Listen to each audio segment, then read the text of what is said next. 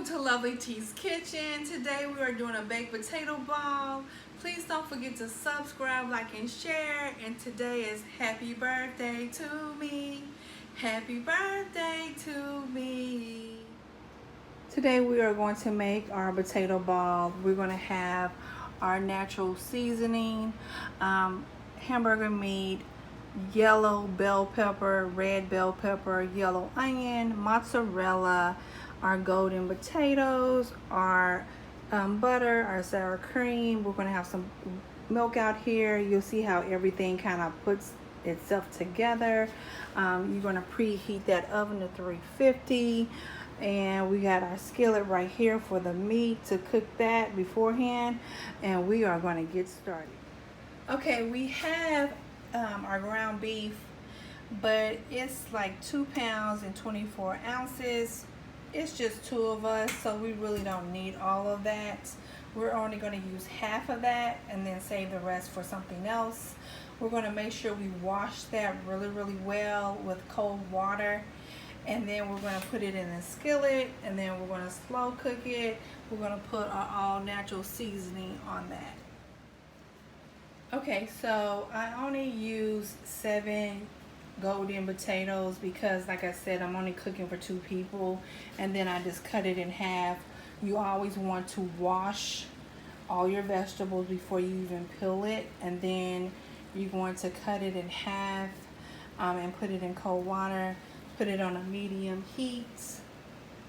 And then, like I said, I only needed half of that hamburger meat because it's only 2 people. Always wash your hamburger meat, and then you put it in your skillet. Put your all natural seasoning to taste, and you also want to preheat your oven to 350. And then I used the yellow pepper, and you only want to use a cup of each. So each one of these are going to be a cup, and then you're going to put that into your meat. So as you start cutting the onion, you're only going to use half of that. That's going to be your 1 cup. You're going to put it all in here. You're going to make sure all the vegetables are really sauteed. You want them to be a little bit loose. You're going to let the potatoes boil because, like I said, you're going to make mashed potatoes. Now I put sour cream, butter, and milk in my mashed potatoes. If you make your mashed potatoes a little different, go ahead and proceed how you make your potatoes. I'm going to put your 2 tablespoons of your sour cream. I'm going to put 1 teaspoon of the butter, and I'm going to put 2 tablespoons of the milk. Because see, the milk, you don't want a whole lot of dairy in there.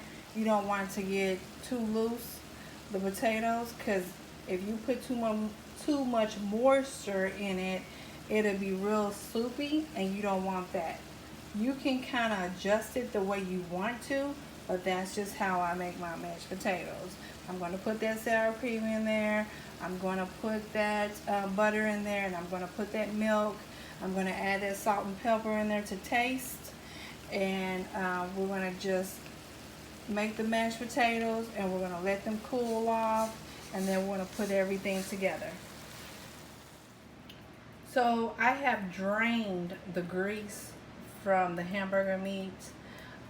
So you see the vegetables. I love like the coloring. It is so beautiful. This whole total thing right here, about 15 minutes between cooking the ground beef and sauteing the vegetables. We're still waiting on the potatoes, and we are going to wait until it gets all nice and tender so we can do our mashed potatoes. Okay, so I have made the mashed potatoes, and I'm just waiting for it to cool down. I'm waiting for the meat to cool down as well. Like I said before, if you have a special way of making your mashed potatoes, go ahead and proceed with that. I do put the sour cream, the butter, the milk, and the salt and pepper to taste in mine. Of course, you don't want to add a whole lot of liquid because it would be real soupy. So, and also, you're going to go with however many people you are going to be feeding. Like I said, we're only feeding 2 people, so we don't need a whole lot. I also have a tray with your non-stick paper. You don't have to use non-stick paper. I just like doing that. You're going to use a 2 tablespoon for your mozzarella cheese. And after everything cools down, we're going to kind of put everything together and roll it together, and we're going to hold it together with the cheese. So we're going to do the 2 tablespoons of the cheese, and we're going to add the meat and the potatoes and make a ball out of it. The meat, I have the meat, the potato, and the cheese on top, so that way I can show you.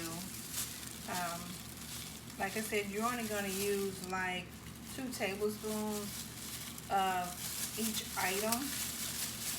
So I always wear gloves or wash my hands or something of a sort. The glue is going to be the cheese, right? So you have all of it. I want you to see it. And then you're just going to mash it up.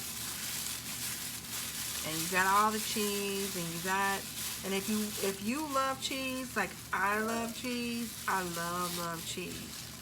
So you can definitely add more than the 2 tablespoons, which I probably will, but this recipe only calls for 2. I absolutely love cheese. So just kind of mash it all together, roll it up, and then voila. And then you're going to keep on doing it and keep forming them, and then you're going to keep doing it until you use up all your meat and all your potatoes. So you're going to roll them all up, and then you're going to sprinkle the cheese on top. Now, you don't have to sprinkle the cheese, but like I told you before, I freaking love cheese. You're going to put it in your oven that's preheated to 350. You're going to put it in there for about 30 minutes. Now, if you don't like your potatoes a little crispy on the outside, you can take it out about 20 minutes. It's up to you what you want it to look like. So the only thing you really want is to melt it together. Because like I said, you already have the cheese inside, so it's like your glue. And then after that, you put it with whatever vegetable you want, have a nice glass of wine, and voila. Thank you so much for tuning in with Lovely T's Kitchen today. Please don't forget to share, like, and subscribe. And see you next time.